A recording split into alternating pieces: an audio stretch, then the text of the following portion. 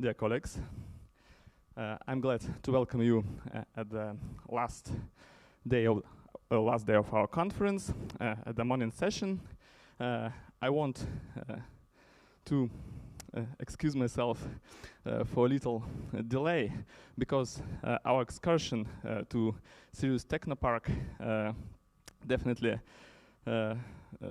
went out of the schedule, and Timur Sadikov asked me to say that it will be not more than 15 minutes until we start, but right now I have to say something, I think, because just waiting 15 minutes isn't so great. So I'll maybe tell something about our round table that will be held at 10:30 or 11 a.m. I think today. Because of the COVID pandemics, some of our participants couldn't be here in person, so we had to do something about it. So some of our in-person participants just didn't have a chance to send their papers for the review, or even provide the extended text abstracts in time. So we just made the decision to create this roundtable format, and in the our in-person participants who don't have the extended abstracts or papers included in our schedule, just could make the talks on the concerning thematics of our conference. I think it will be held in some free speech mode. Yes, you're welcome. You're welcome.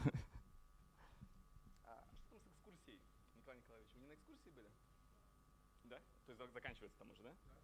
Я отвлекаю просто как могу. Конечно, уже 10 часов, да. I think it's not more than 3 or 4 minutes before we can start.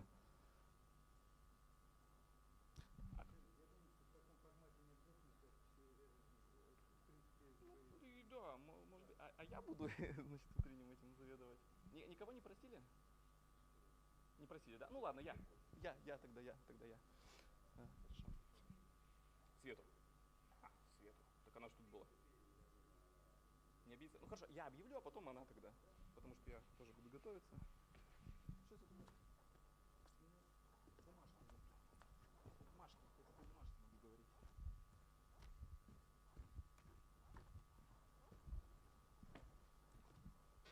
Вообще не могу без Машки. Не получается.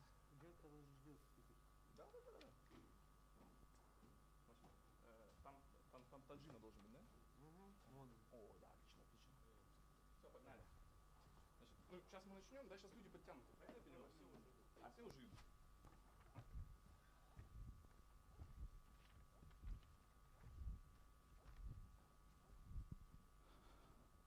Okay, I think we may begin.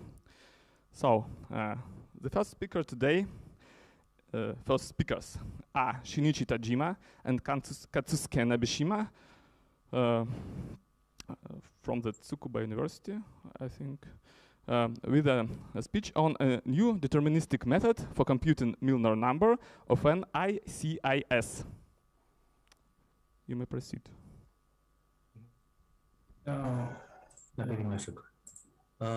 We cannot share screen. Please give me a permission.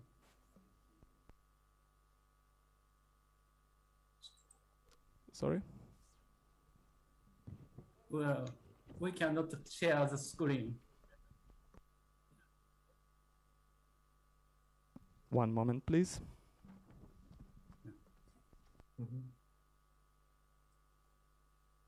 僕の顔が向こうに映ってるけど喋ってるのかな。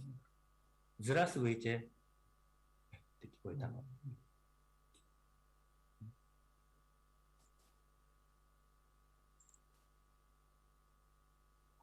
Здравствуйте, профессор Tajima. I'm very happy to see you. How are you doing? Oh. もう始めていいのかな。もうじゃない。Screen share. Yes, yes. Just one moment, please. Да, понятно. We will enable screen sharing in a moment. Как вы поживаете?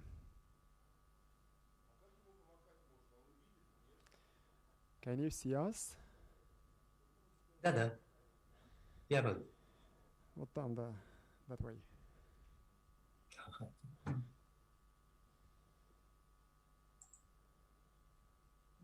Так. Светлана, вы председатель, да? Вы сможете объявлять, да? Да, спасибо вам большое. Тогда я вам передаю микрофон. Сейчас там уже объявили. Уже объявили, да? Не знаю, я только подошел. Объявлено. Хорошо. Ну тогда... Тогда микрофон ваш, и вы, пожалуйста, дальше руководите, хорошо? Да, значит, тут все уже доклады, и потом Хорошо. Yes, good morning. So the first talk is by Shinichi, Tajima, and Katsusuke Nabeshima, a new deterministic method for computing Milnor numbers of an ICIS. Right? Okay, yes, please. Share your slides. No. Please give me permission. We cannot share the screen.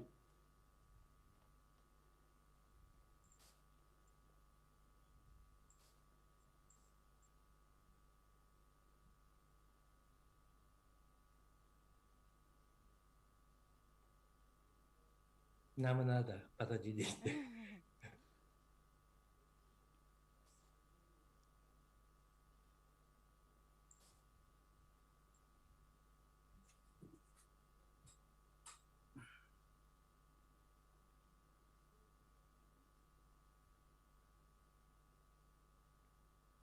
Хорошо.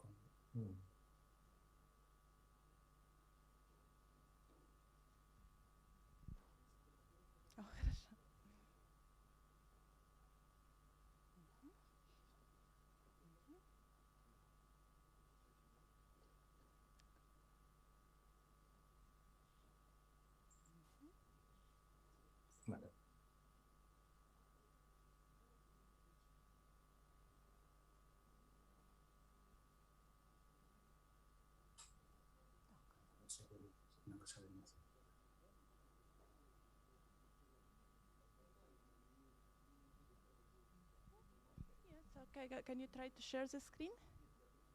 No.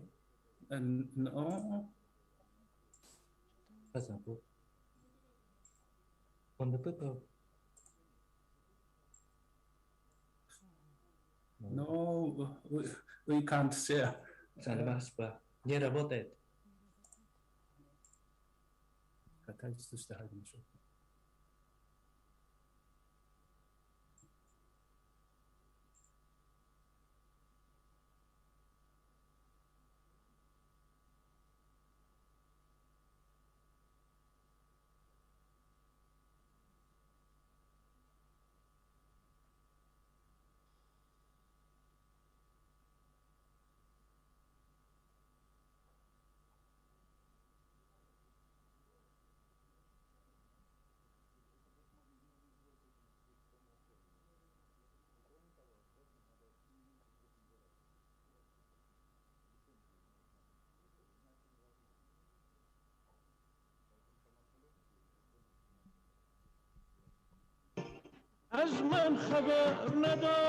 Recording in progress.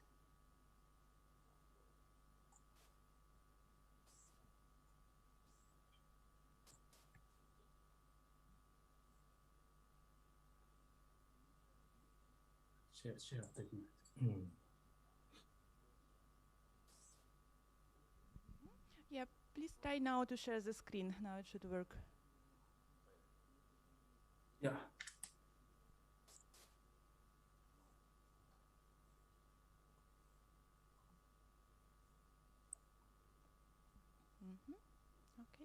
Okay. I am Shinichi Tajima. The title of my talk is A New Deterministic Method for Computing Milnor Number of an ICIS. Here, ICIS stands for Isolated Complete Intersection Singularity. Okay? This is a joint work with Professor Katsusuke Nabeshima. So our aim is to construct a new deterministic method for computing the Milnor number of an isolated complete intersection singularities. The keys of our approach are Le-Groyer formula, the concept of local cohomology, and the use of a generic hyperplane section.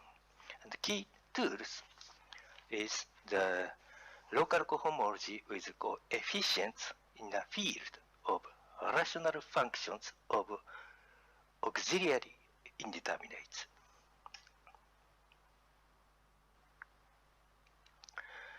So this is a plan of my talk. We first recall the concept of local cohomology. We first recall the concept of Milnor number and Le-Groyer formula. So let us start. Let X be an open neighborhood of the origin in Cn, and F1, F2 to Fq is the set of defining functions of the variety Vq. We assume that Vq is an ICIS, so the codimension of Vq is equal to Q, the number of defining functions. And we also assume that the set of singularity Sing Vq is the origin. Okay. In 1971, Ham showed that Milnor fiber of Vq is homotopic to the bouquet of real spheres of middle dimensions. Okay? And the number of sphere is called Milnor number. And there are some closed formula for Milnor numbers for some typical cases. Okay? For some typical cases, there exists closed formula. But in general, we can't expect such formulas. And so we need method for computing Milnor numbers. If V is a hypersurface, then according to the formula of Baramotov, the Milnor number can be computed as the colength of the Jacobi ideal. Okay? And for zero-dimensional case, Groyer shows that the Milnor number of Vn, n stands for the codimension, and the Milnor number of mu Vn is equal to dimension over C over Ox over F1, F2, Fn minus 1. And in general, Kyoji Saito and Leijun-chan and Groyer propose a method for computing Milnor number. The method is based on Le-Groyer formula. And so let us recall the Le-Groyer formula. Suppose that an ICIS Vq is given. We define Vq minus 1 as the common locus of F1, F2 to Fq minus 1. Okay? And J here is an ideal generated by the maximal minus of the Jacobian matrix. And the ideal IQ in the local ring is defined as is generated by F1, F2, and FQ minus 1 and J. Okay. Then the Le-Groyer formula says that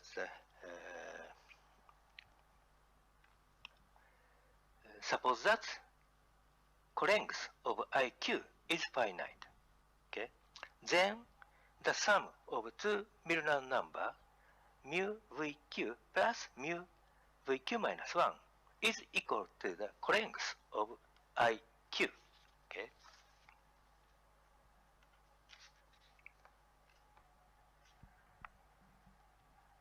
Next slide. So VQ is given, and for each integer p, okay, we define Vp as the common locus of F1, F2, and Fp, and we introduce ideal IP as in the slide. Okay, so IP is an ideal in the local ring generated by F1, F2, and Fp minus 1 and the maximal minus of the Jacobi matrix. D F1, F2, Fp over D X1, X2, Xn. Okay.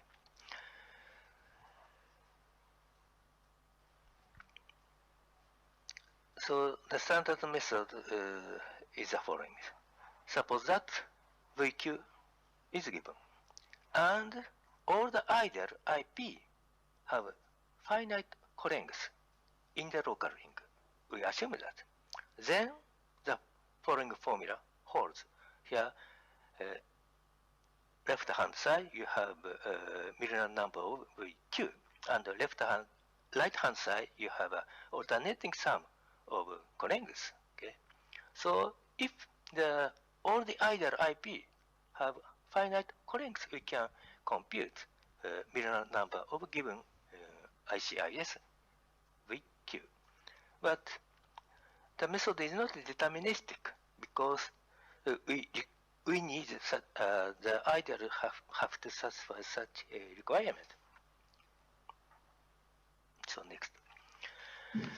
So we are going to construct a new deterministic method for computing Milnor numbers.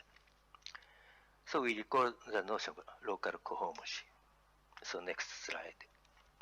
So let Hn of omega xn to be the top local cohomology of the sheaf on X of holomorphic n forms omega xn. So Hn omega xn is the top local cohomology of omega xn supported at the origin. Okay, and I is let I be a M primary ideal in the local ring, and we define Wi to be the set of local cohomology classes annihilated by the ideal I. Okay, then the Grothendieck local duality says that there exists a pairing between two spaces O over I and Wi. So there is a natural pairing between these two spaces, and the pairing is non-degenerate. So in particular, the length of the ideal I is equal to the dimension of the space WF. We consider another local cohomology, Hn of Ox. Hn of X is defined as a direct limit of highest extension groups. Okay, and we also introduce a space Hi. Hi, the set of local cohomology classes annihilated by the ideal I. And it is easy to see that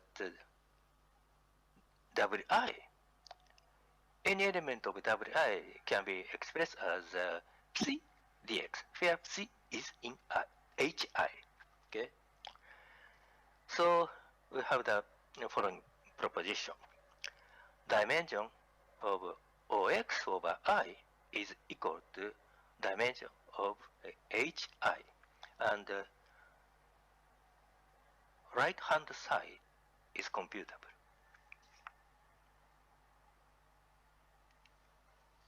I give an example. So V2 is an ICIS. 2 is a codimension,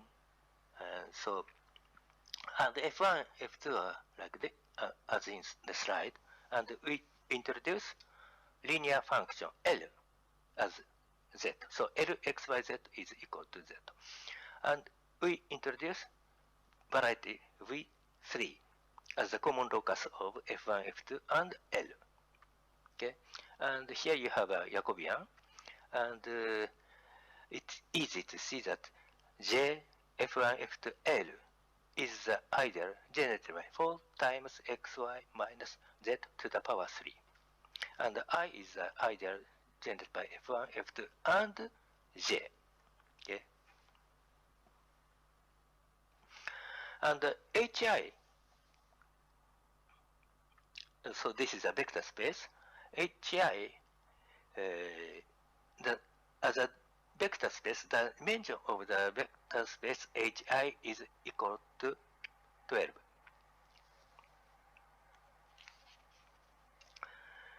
So it follows from Ray-Groyer formula that the sum of Milnor numbers mu v2 and mu v3 is equal to 12.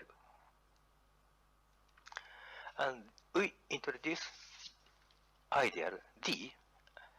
Okay, D is an ideal generated by F1, F2, and L. And we compute local cohomology HD. The vector space HD,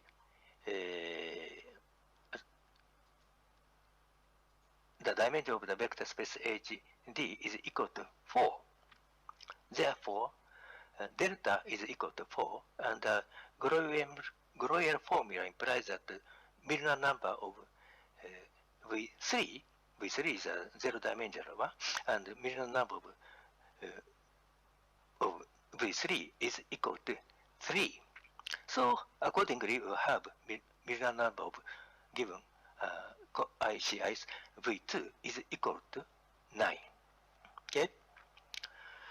Notice that if we choose L prime, linear function L prime as x instead of L equals z, we fail because the ideal I prime generated by F1, F2, and J is not M primary.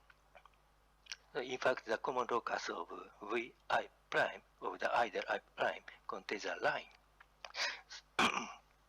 So in order to design deterministic algorithms for computing the Milnor number of an ICIS, one has to avoid such possibilities.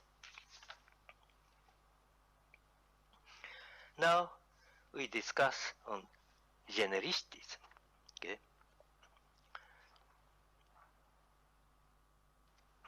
So let LC is a linear function. Coefficient C, we regard coefficients as parameters, and capital LC is the hyperplane defined by LC, and WC is a hyperplane section. That means that variety we intersected with the hyperplane LC. Okay.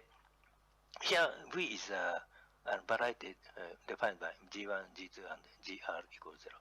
So the codimension of V is equal to R in this case. And we introduce ideal IC. Okay. And here G1, G2, and GRC is the ideal generated by the maximum minus of the Jacobi matrix. Okay. Now we define gamma as a minimum of colengths of the ideal Xi. Okay? Here, Xi runs, Xi is in the projective space. Okay? So, U here is a set of points in the projective space such that dimension of OX over I Xi is equal to gamma. Okay? And Tessier, here you have a Tessier's result. Tessier shows that U is a Zariski open dense subset. Okay? So we have the next definition. Let Xi be Xi1, Xi2, and Xn. Okay? And then Xi satisfies the condition F if dimension of O over I Xi is finite. We also say that Xi satisfies the condition G if the colength of either I Xi is equal to gamma. So if Xi satisfies the condition F over G, we have the following formula. So we also say that Xi is said to be generic with respect to V if Xi satisfies the condition G.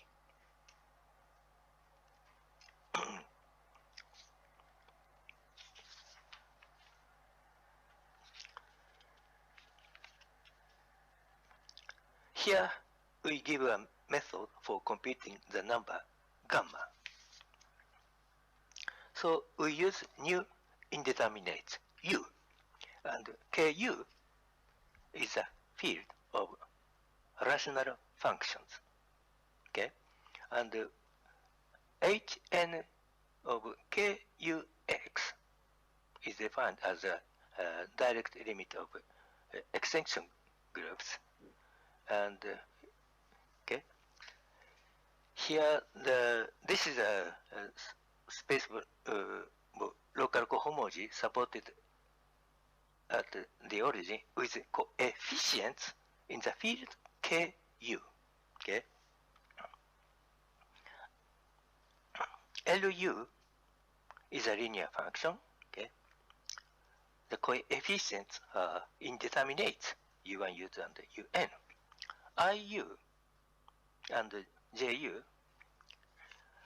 ideals, and we define HIU as a set of local cohomology classes that are annihilated by the ideal IU.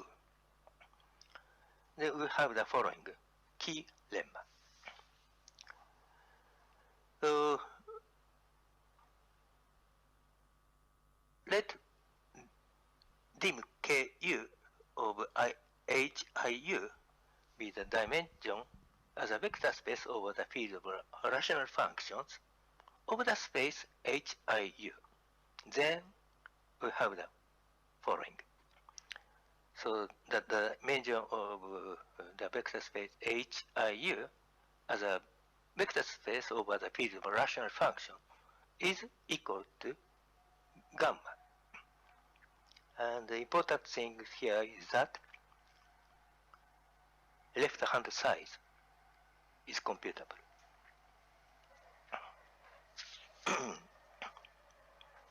So the theorem says that the genericity can be checked by computing local cohomology.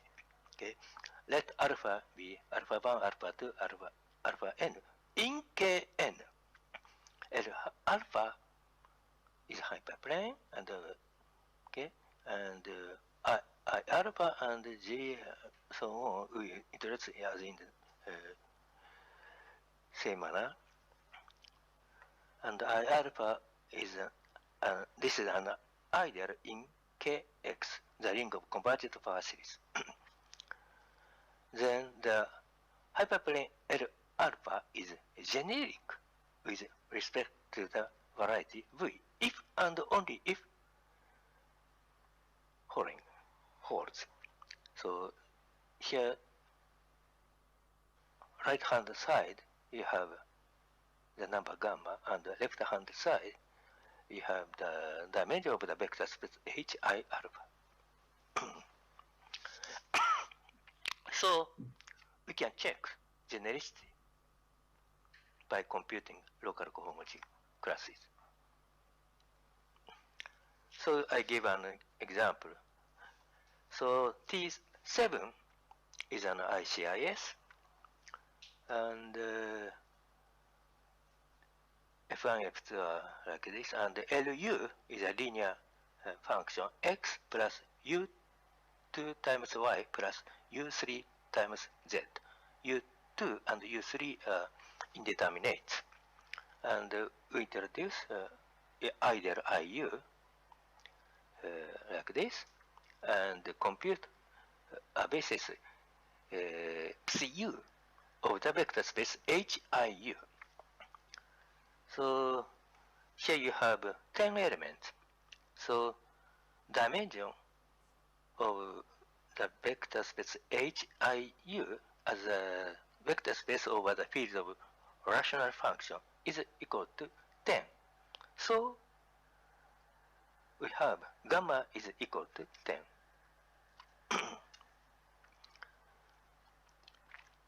And consider W as any generic hyperplane section of T7.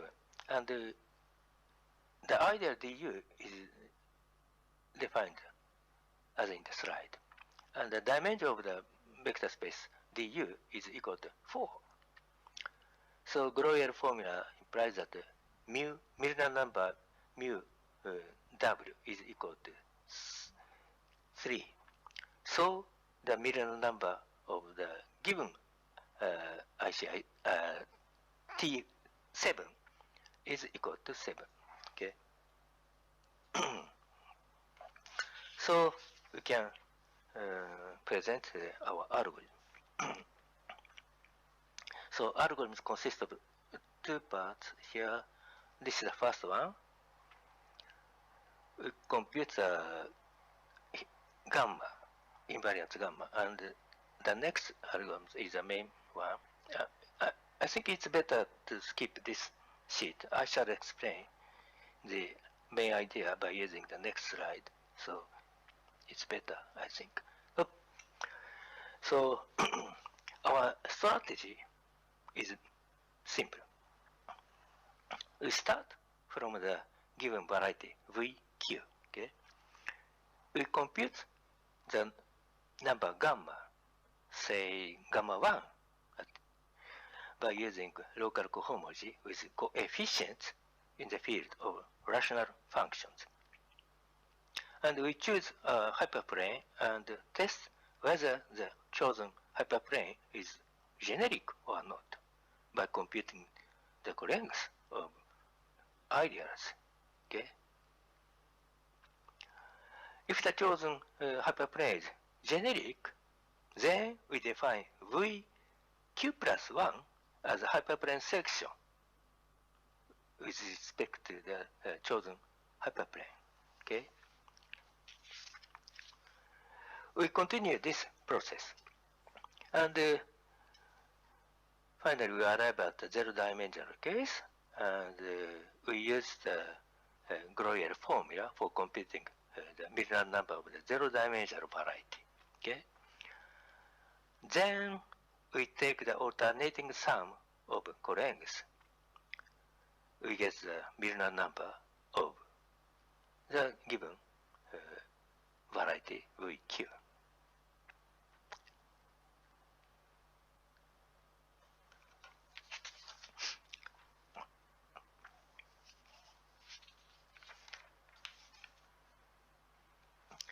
So this is the last section.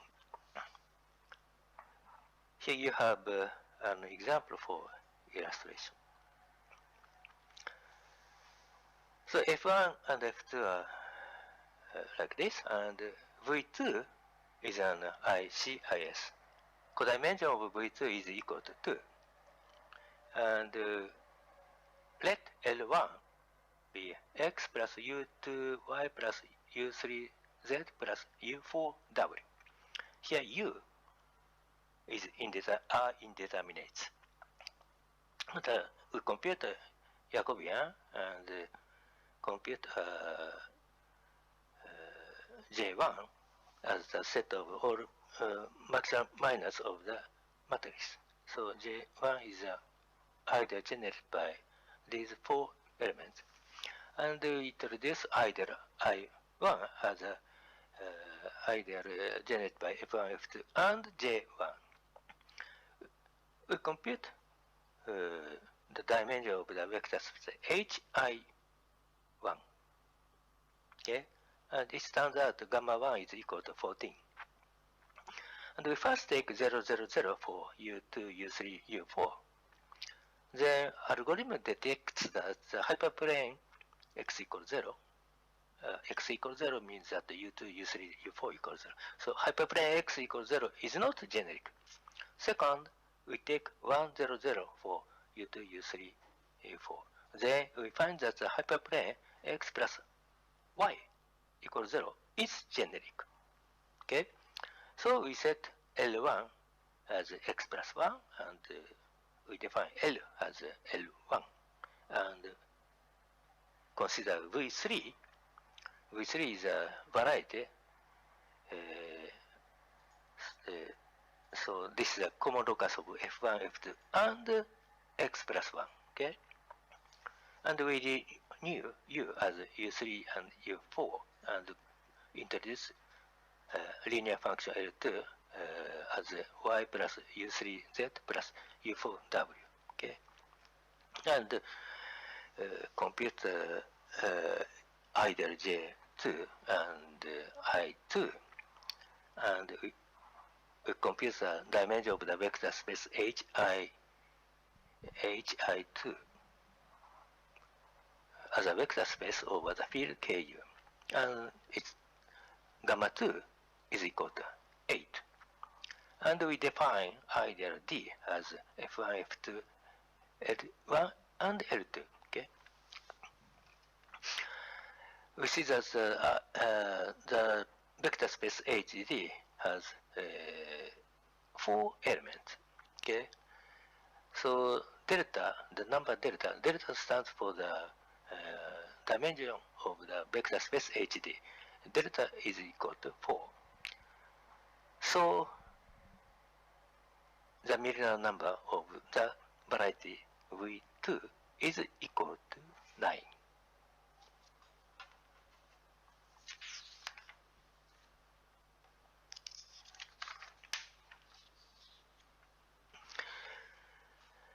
The Milnor number is known as the most important invariant of singularity.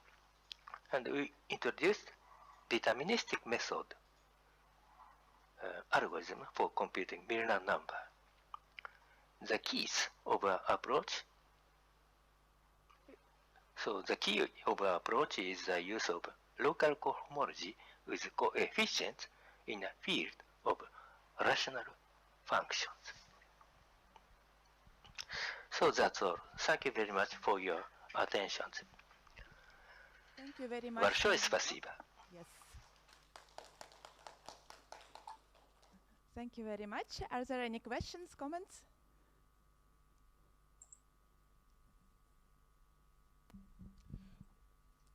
Is there a way to extend your approach to the case of non-complete intersections?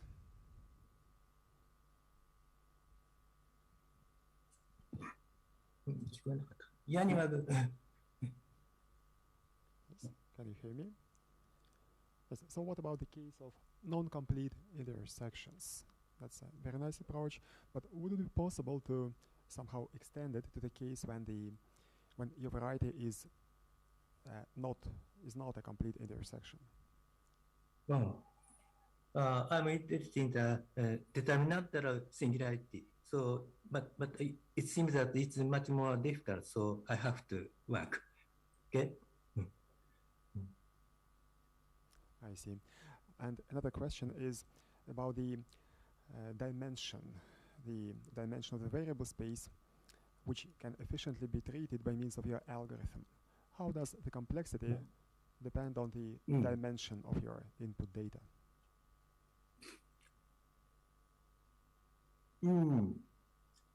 I'm interested in the deformation of singularity, and usually the object of my study is a typical singularity, I think, and complicated, but not so too complicated. So the method I propose works for such cases. I tried, but it works. But if the singularity is quite complicated and the Milnor number is very high, and if the number of variables is very many, if the variety is defined by ambient space of the variety is very big, or of course it does not work. It's not a problem of complexity of algorithms, it's a problem of memory, I think. I see. Okay, thank you very much. Yes, thank you. Maybe one more question? If no more questions, then let's thank the speaker again. Thank you very much. До свидания. До свидания. Goodbye. Thank you very much. And now we have around 15 minutes of coffee break, and the next talk starts at 11.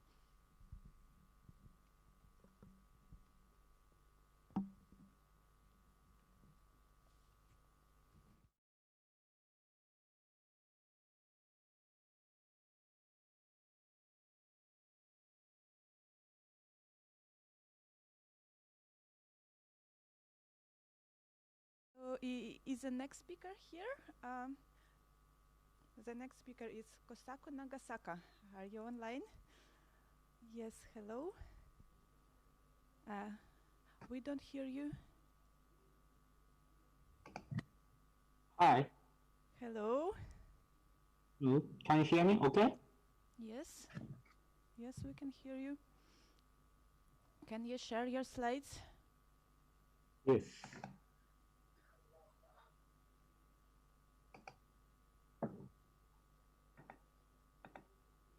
Can you see my...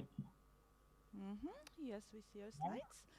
So the next speaker is Kosaku Nagasaka, and the topic is relaxed NewtonSLRA for approximate GCD. Thank you for the introduction. So I'm Kosaku from Japan. So unfortunately, I'm now in Japan. I hope that I will be able to go to abroad next year. So maybe Istanbul. So anyway, today I'm going to talk about approximate GCD. So let me consider the following polynomial, f and g. They are coprime. GCD is equal to 1. However, if we can part up their coefficient like this, then they become not coprime. This is the greatest common divisor, GCD. In this case, we call this polynomial approximate GCD of f and g. In literature, there are so many papers on approximate GCD. Here is a list of some applications of approximate GCD. For example, computing a nearby non-trivial Smith form of a matrix polynomial, some applications in signal processing, and also in image processing, rational function approximation, and so on. And here is a list of some known studies on approximate GCD of univariate polynomials. Please note that there are so many papers other than this list. In my opinion, maybe the most famous algorithm is QRGCT is implemented in Maple. And according to my benchmark, the best algorithm is maybe UVGCD. Okay. So anyway, there are so many algorithms and definitions for approximate GCD. However, in my opinion, they can be categorized to the following two. One tries to find the greatest common divisor of polynomials in the neighborhood of the given polynomials. The second one tries to find hidden true polynomials. In this talk, we are interested in the first kind. Okay, so most of algorithms in this category try to find approximate DCD by the following two steps. The first step tries to estimate the candidate degree of approximate GCD. Then, the second step tries to minimize the perturbations on the coefficient or root, depending on the algorithm. In this talk, we are interested in this step. So, let me show our definition of approximate GCD of two univariate polynomials.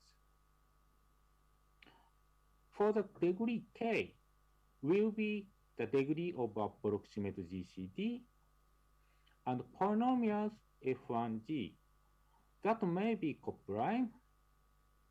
We compute polynomial d called approximate DCD of degree k, which minimizes the perturbation.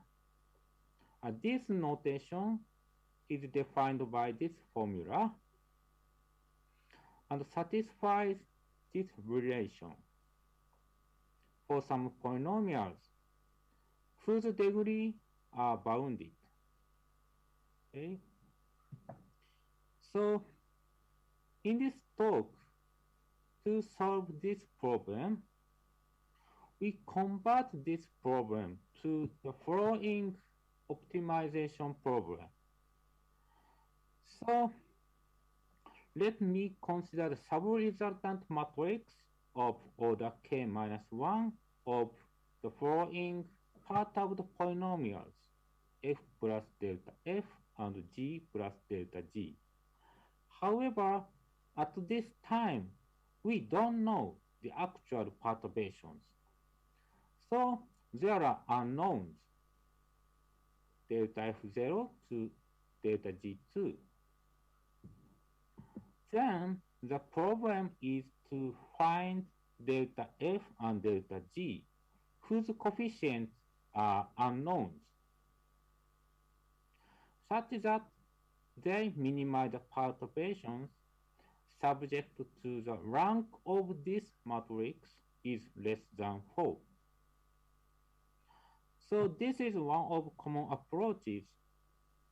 Further, in this talk, we treat this optimization problem as the following structured low-rank approximation. So let M be the initial matrix, that is the subresultant matrix of the given polynomials f1g, that is this matrix, and let calligraphic S0 be the subspace spanned by these 6 matrices. This matrix is corresponding to the constant term of f, this to this, this to this, this to this, this to corresponding to this, this to this, this to this. And also, let calligraphic S be this affine subspace, and calligraphic D3 be the set of matrices whose rank is 3. Then the problem is to find the matrix M star in the intersection of calligraphic S and calligraphic D3, such that the norm of M minus M star is small. So let me define the problem statement of SLRA. So let calligraphic S be an affine subspace for the given M in calligraphic S and the natural number R. Find the matrix M star in the intersection such that the norm is small. With our problem settings of approximate GCD, calligraphic S will be the set of sub-resultant matrices of order k-1 of perturbed polynomials. The initial matrix M will be the sub-resultant matrix of the given polynomials f1g. And the natural number R will be this value. And if we can have a solution M star, the null space, the null vector of M star is corresponding to the coefficient vectors of approximate cofactors F1 and G1. So by solving some least squares, we can have one non-trivial approximate GCD. So to find approximate GCD is solving this type of SLRA. So let me show some non-solvers for SLRA. I think the most famous algorithm is the lift and project method, or called the Kaje algorithm. However, the convergent ratio of this algorithm is linear, so we skip this algorithm. The first quadratic convergence algorithm is the NewtonSLRA algorithm by Schost and Sperrenhauer in 2016. Their algorithm is a kind of iterative method. So let me explain the algorithm with this example. So at first, their algorithm computes the singular value decomposition of the current value. So this is the singular value decomposition of this matrix. Then, by the well-known Eckart-Young theorem, we compute the nearest non-structured matrix whose rank is 3 by taking the product of these 3 sub-blocks. However, in general, this matrix is not included in the intersection of calligraphic S and calligraphic D3 because this matrix is non-structured. So the purpose of the second step is to project this matrix on the intersection. Before the second step, let the following orthonormal basis of calligraphic S0 be B. So B1, B2, B3, blah, blah, B6. With this orthonormal basis, the computation of the second step can be done by this formula. So solving these least squares. So let me explain this formula by this figure. So at the first step, the algorithm lifts this matrix to this matrix on this space. The second step computes intersection of calligraphic S and the tangent space of calligraphic dr at this matrix. So the intersection will be here. The algorithm continues to this procedure like this and will converge to this point. Actually, with this example, after one iteration, we got this matrix. After second iteration, we got this matrix. One of null vector of this matrix is here, which is corresponding to the coefficient vector of approximate cofactors. So by solving the least square, we have this matrix, this approximate GCD. So the NewtonSLRA works well even for computing approximate GCD. However, according to our numerical experiment, in some cases, their algorithm convergent to points that are a little bit far from the optimals. So I wanted to make the algorithm better in terms of the distance from the optimals. So in this talk, we propose our relaxed NewtonSLRA. However, in this talk, we only show our concepts. For details, please see the proceedings. So suppose that at this point describe the optimal. Here is the current value. The original NewtonSLRA lift this matrix to this point, and intersection will be here. So maybe the algorithm convergent to this point. That is a little bit far from the optimum. So in our algorithm, we relax the tangent space like this. So relax the angle of the tangent space. So the intersection will be here. So our algorithm may converge to this point. Also, this point may not be the optimal, but a little bit closer to the optimal. And also, we proved that the convergence ratio of our algorithm is still quadratic. However, the difference between the original and our relaxed NewtonSLRA is very small. In the original algorithm, the tangent space will be computed by the well-known determinantal variety theory, as usual.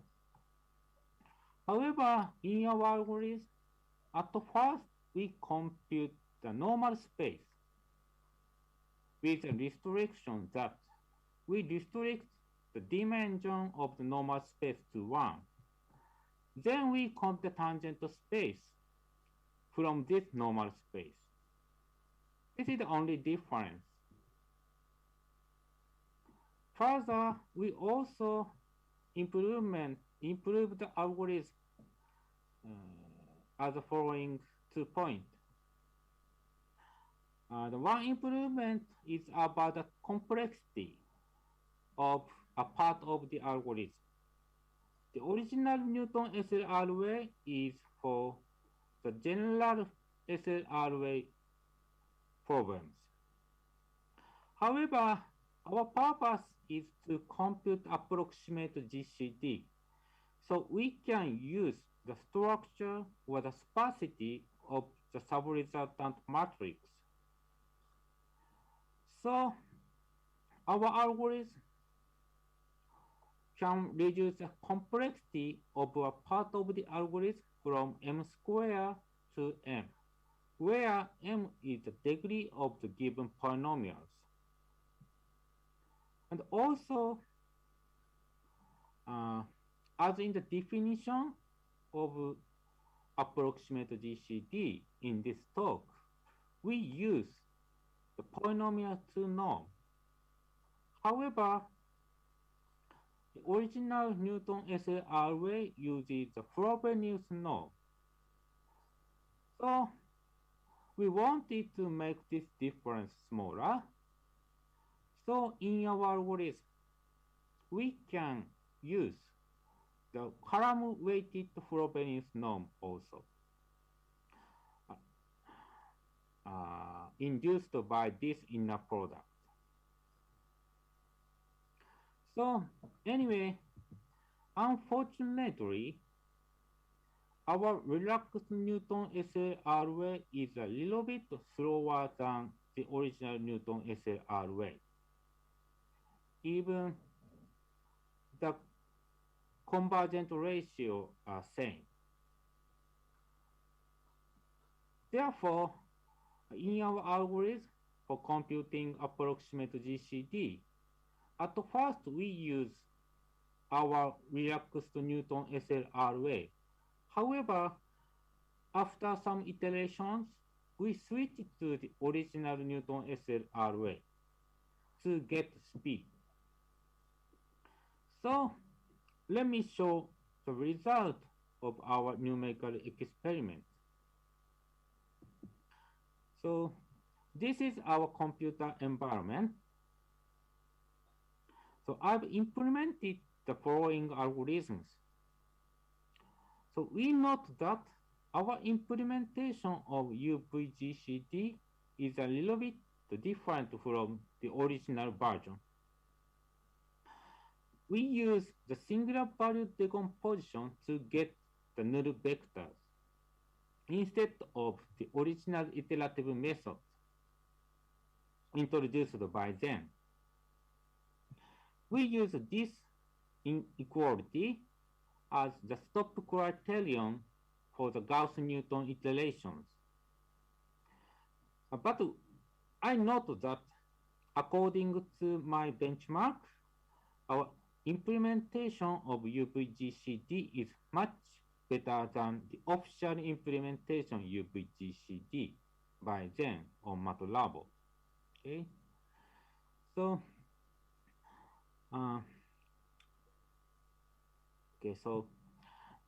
this denotes our improved version of algorithm. Its weighted describe will be So its weighted will be true or false, depending on the use of the column-weighted Frobenius norm. Epsilon r is a kind of threshold that we switch to the original NewtonSLRA. For example, if this value is infinity, we do not use our relaxed NewtonSLRA. On the other hand, if this value is 0 or very tiny value, we use only our relaxed NewtonSLRA. So here is the result of our first experiment. So in this case, the given polynomial has 100 degrees. The expected degree of approximate GC is 50. So the resulting perturbations are almost the same. So this is the original NewtonSLRA without use of the sparsity of subresultant matrix. This is the original NewtonSLRA, but with the sparsity of subresultant matrix. So our algorithm is about 10 times faster than the original. Okay. And this is the next example. The condition of degrees are the same, but in this case, we added the noise polynomials whose norm is 10 to minus 2, so large noise. In this case, as stated before, with our relaxed NewtonSLRA, the resulting perturbation becomes smaller. However, the computing time becomes slower. Okay, so as stated. And this is the next example. In this example, one of the degree of one polynomial is 20, but the degree of another polynomial is 180. Degree of expected approximate GC is 10. So in this case, our algorithm with use of the column-weighted Frobenius norm can compute small perturbations than our algorithm without the use of column-weighted Frobenius norm. Here is an example from this paper by Uzbek and Markovsky in 2017. The degree of F and the degree of G is 1003. In this case, this is very ill-conditioned polynomials. So our algorithm is much faster than the UVGCD. The resulting perturbations are almost the same, but our algorithm is faster than the UVGCD. And this is the last example. In this case, there is 50 common roots. However, only 5 distinct roots. Each multiplicity of roots are 10. Okay? So in this case,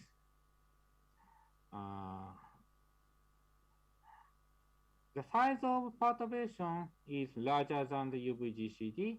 However, the time computational time is smaller than the UVGCD.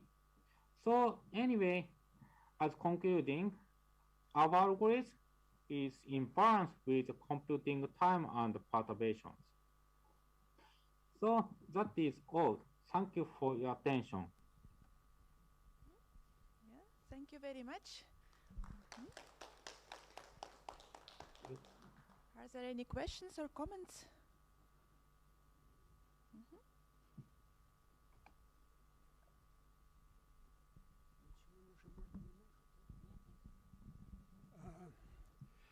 Thank you very much for so interesting talk, and I would like to ask you, you know, it's very often that we solve some problem related to ordinary differential equation or linear, say, or difference equation, and the coefficients are polynomials. To find some nice, interesting solutions, we very often use GCD technique in some, not directly, but as intermediate step, it's usually used. So do you think that this technique, your technique, may be useful for such problems? So maybe we can a little bit deformate the original equation. The original equation has no nice solutions. But when we a little bit deformate coefficients, we will have some set of very nice solutions. Is it possible? What do you think? I also working for approximate Grebner basis. So not different, but so system of equations. Yeah. Maybe the purpose is the same.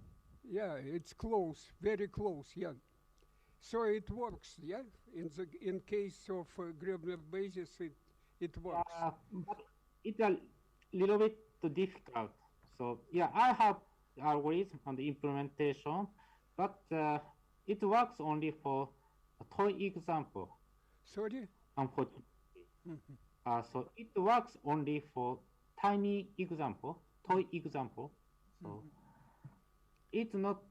it does not work for actual problems. with many variables. So it's an ongoing project of me. So I hope Gröbel basis many variables. Yeah. I asked about one variable, say ordinary differential equation with one variable x, and the coefficients are polynomials. Maybe someone have some algorithms, but not me. Maybe the Paolo someone Boito. from working for the problem, I think. I'm not sure. Maybe if in Japan, maybe the professor, I can't remember the name. I'm sorry. I can't remember the name. But some are working for the system equation. Maybe it can be used for the univariate differential equations with the coefficient is polynomials. Maybe okay, I think. So, thank you. Thank you for the question. Any more questions?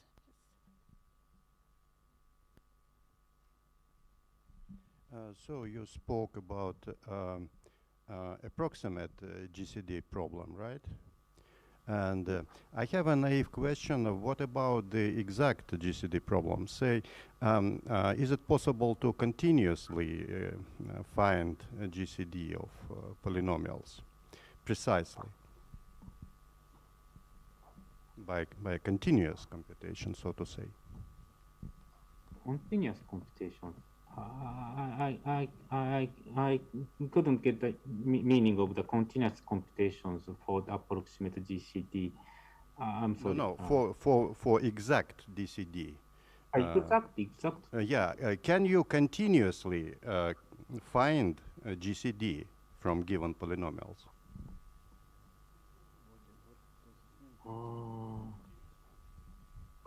But there are so many approximate GCD for the same polynomials. So, so we have a space of polynomials. So what the problem with continuity? Pardon? That is just my question. Is it stable or not? Not. Okay. Yeah. No, Okay. not